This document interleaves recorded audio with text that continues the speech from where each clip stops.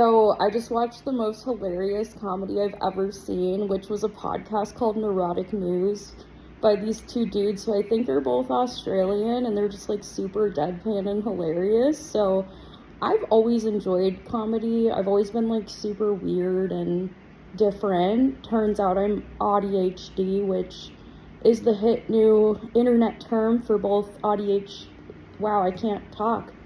ADHD and autism. So yeah, that goes with the weirdness.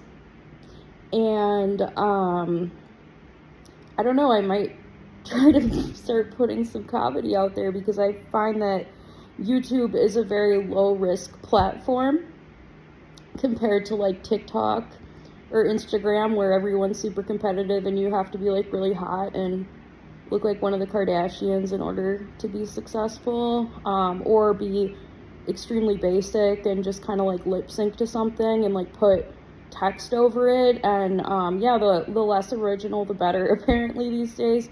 So yeah, like on YouTube I can just easily go under the radar. Like if people don't like my videos, it's fine, because you know, it's just kind of more safe, I guess. And oh my god, is my ADHD ever being exposed in this video. Also, the dudes I was watching were talking about like long COVID and chronic mold exposure in ADHD, and I felt like so attacked. I have long COVID. I don't know if I have mold exposure, but I probably do. I was living in this like shithole of a sober house at the time, and there were literal stink bugs in my room, like these like massive things. I don't know if you've ever seen them, but they look like beetles that are like on steroids. And the sober house manager also warned me that there were a bunch of centipedes there.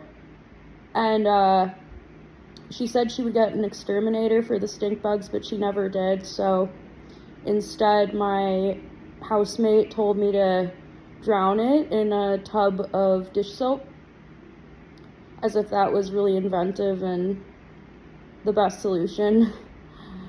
That place traumatized the fuck out of me.